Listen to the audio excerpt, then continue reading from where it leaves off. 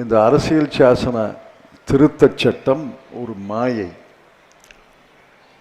பெண்களுக்கு ஒதுக்கீடு என்பது ஏற்கனவே நிறைவேறியாகிவிட்டது. பெண்கள் தெரிந்து கொள்ள வேண்டும். பெண்களுக்கு ஒதுக்கீடை திராவிட முன்னேற்றக் கழக தலைமையிலேயே உள்ள மதச்சார்பற்ற முற்போக்கு கூட்டணி எதிர்க்கிறது என்பது வடிகட்டிய பொய். இதில் எடப்பாடி பழனிசாமி அவர்கள் அவர் கணக்கில் புலின்னு நினைக்கிறேன். அவருக்கு மட்டும்தான் தெரியுது இந்த மசோதா நிறைவேறினால் நம்முடைய பிரதிநிதித்துவம் உயரும் என்று. அவர் சொல்றாரு 7.18 நம்முடைய பிரதிநிதித்துவம், அதுவே தவறு. இந்த 7.18 என்பது 7.23 உயரும்ங்கிறாரு. நான் நேற்று காரைக்குடியில் பேசும்போது சொன்னேன், எனக்கு கணக்கு தெரியாது என்பதை நான் ஏற்றுக்கொள்கிறேன். நீங்கள் 4 ஆண்டுகள் முதலமைச்சராக இருந்திருக்கிறீர்கள். நீங்கள் கணக்கில் புலி என்பதை எனக்கு தெரியும். எனக்கு இந்த பாடம் சொல்லுங்க, எப்படி 7.18 எப்படி 7.23 ஆகும்? இதில் எடப்பாடி பழனிசாமி பார்த்து கேட்டார்கள், இந்த மசோதா நிறைவேறினால் தமிழ்நாட்டுக்கு பாதகமா பாதகம் இல்லையா? என்ன சொல்லியிருக்கணும்? அவர் பாதகம்னு சொல்லியிருக்கணும். மு.க. ஸ்டாலின் அவர்கள் பாதகம்னு சொன்னார். ராகுல் காந்தி பாதகம்னு சொன்னார். அனைத்து கட்சிகளும் பாதகம் என்று சொன்னார்கள். ஒன்று பாதகம்னு சொல்லியிருக்கணும், அல்லது பாதகம் இல்லைன்னு சொல்லியிருக்கணும். இன்னொன்று சொல்லியிருக்கலாம், என்ன போய் குடைகிறீங்களே, என்ன ஆள விடுங்க, நான் வீட்டுக்கு போகிறேன்னு சொல்லியிருக்கலாம். 3ம் சொல்லலை. இவர் என்ன பதில் சொன்னார்? அமித்ஷாவை தொலைபேசியிலே கேட்டேன், தொலைபேசியிலே அவர் சொன்னார் பாதகம் இல்லை என்று, ஆகவே பாதகம் இல்லை. இப்போ நான் பேசுகிறேன், இந்த ஒலி பெருக்கி இந்த ஒலியை பெருக்கி உங்களுக்கு சொல்கிறது.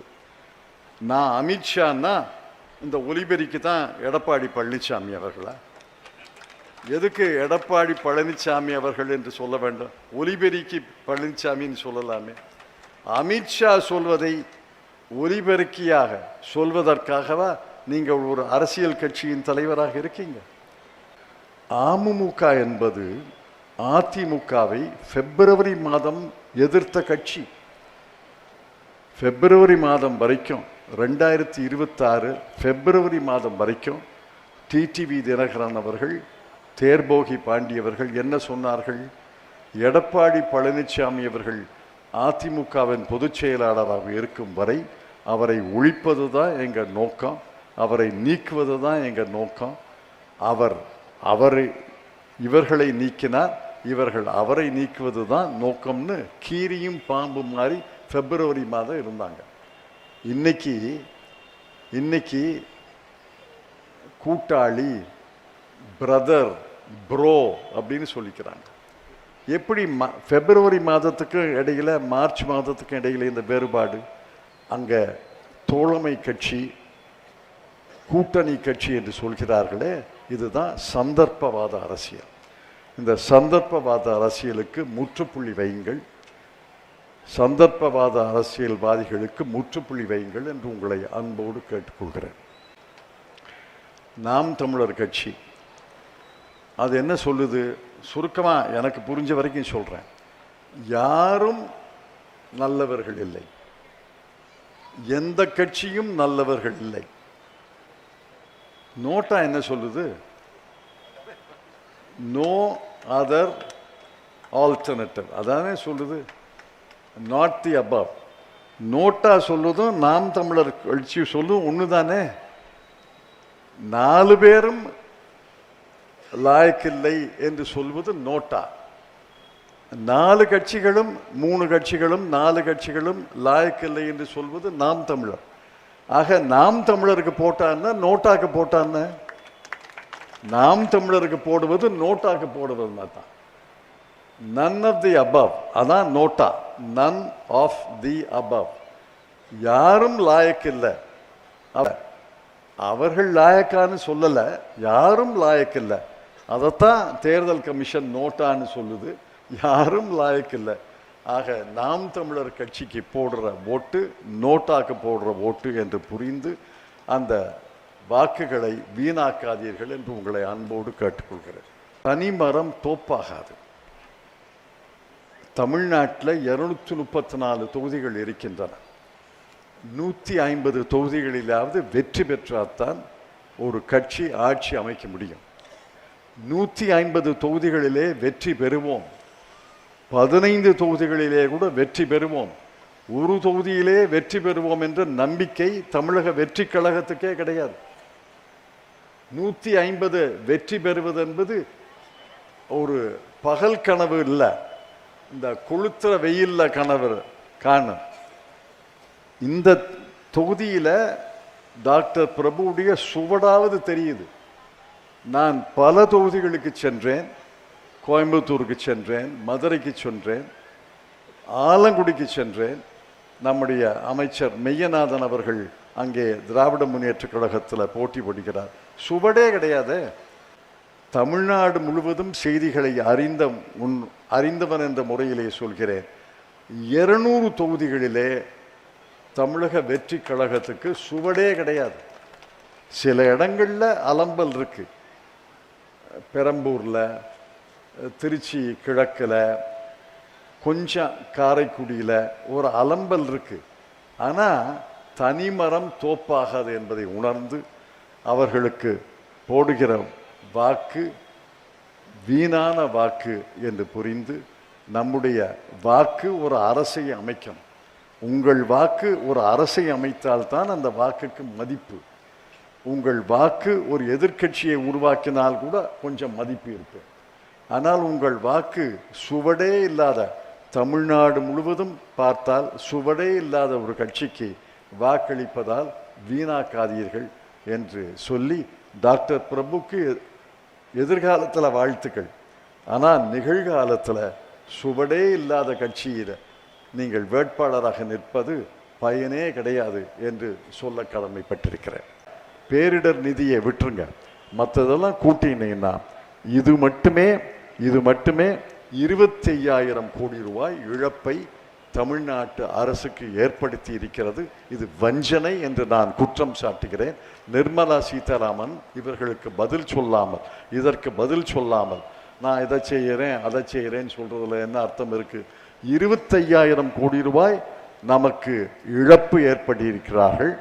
50,000 கோடி ரூபாய் நமக்கு பேரிடர் நிதியிலே தரவில்லை என்றார்கள். ரெண்டையும் சேர்த்தா 75,000 கோடி ரூபாய் இந்த ஒரு ஆண்டில் வஞ்சித்திருக்கிறார்கள், வஞ்சனை செய்திருக்கிறார்கள். அதை மறந்து விடாதீர்கள் என்று உங்களை அன்போடு கேட்டுக்கொள்கிறேன். அதிமுக அதை செய்யவே முடியாது. அவர் வளர்ச்சி குன்றிய மாநிலமாக தமிழ்நாடு இருந்தது. நலத்திட்டங்களை புறக்கணித்த மாநிலமாக இருந்தது.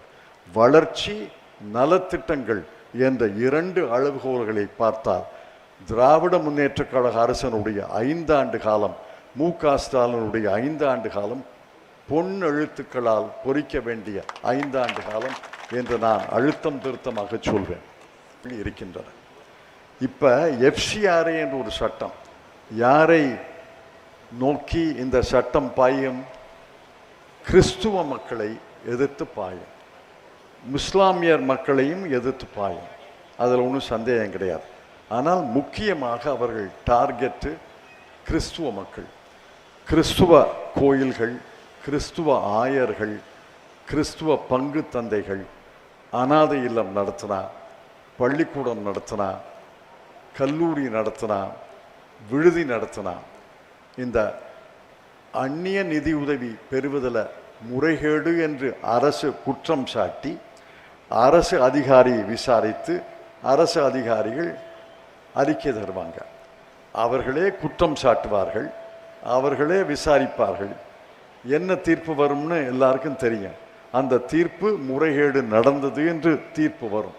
அந்த முறைகேடு நடந்தது என்று தீர்ப்பு வந்தவுடன் அந்த அனாதை இல்லத்தை, பள்ளிக்கூடத்தை, கல்லூரியை, விடுதிகளை, அனைத்து சொத்துக்களையும் அரசே எடுத்துக்கொள்ளுமா. அரசே எடுத்துக்கொண்டு அவர்களே நிர்வகிப்பாங்க.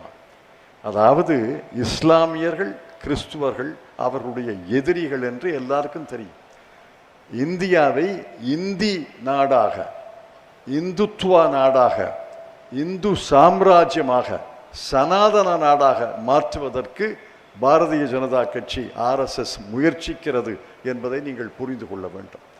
மசோதா வெற்றி பெற்றிருந்தால் அடுத்து அடுத்து அடுத்து அடுத்து என்ன அரசியல் திருத்தங்களை செய்திருப்பார்கள் என்பதை சிந்தித்து பாருங்க. அதை நினைத்தாலே அச்சமாக இருக்கிறது. அதை நினைத்தாலே பயங்கரமான பாதையிலே இந்தியா போகும் என்பதை உணர்ந்து கொள்ள வேண்டும். 25 கை வைப்பாங்க, 26 கை வைப்பாங்க. மத உரிமைகள், மத வழிபாடு உரிமைகளை கை வைப்பாங்க. 29, 30 சிறுபான்மை மக்கள், சிறிய சமுதாயங்கள் கல்லூரி நடத்தலாம், பள்ளிக்கூடம் நடத்தலாங்க கை வைப்பாங்க. அப்புறம் 14 சமத்துவ பிரிவில் கை வைப்பாங்க. அப்புறம் 19 பேச்சுரிமை எழுத்துரிமை பிரிவில் கை வைப்பாங்க. அப்புறம் மாநில உரிமைகளில் கை வைப்பாங்க. மாநில பட்டியல்னு இருக்கு, பொதுப்பட்டியல்னு இருக்கு, ஒன்றிய பட்டியல்னு இருக்கு. மாநில பட்டியல்களில் கை வைப்பாங்க. பொதுப்பட்டியலில் எல்லாம் ஒன்றிய பட்டியலாக ஆக்குவாங்க. ஆக மிகுந்த எச்சரிக்கையாக இருந்து நம்முடைய நாடாளுமன்ற உறுப்பினர்கள் வாக்களித்தார்கள். அவர்களுக்கு நன்றி சொல்லும் விதமாக அரசியல் சாசனத்தை திருத்தவே முடியாது, நீ திருத்தவே கூடாது, திருத்தவே விடமாட்டோம், மீண்டும் 0 தான் தருவோம் என்ற அளவுக்கு நீங்கள் வாக்களிக்க வேண்டும். உறுதியாக வாக்களிக்க வேண்டும், அழுத்தமாக வாக்களிக்க வேண்டும் என்று உங்களை அன்போடு கேட்டுக்கொள்கிறேன்.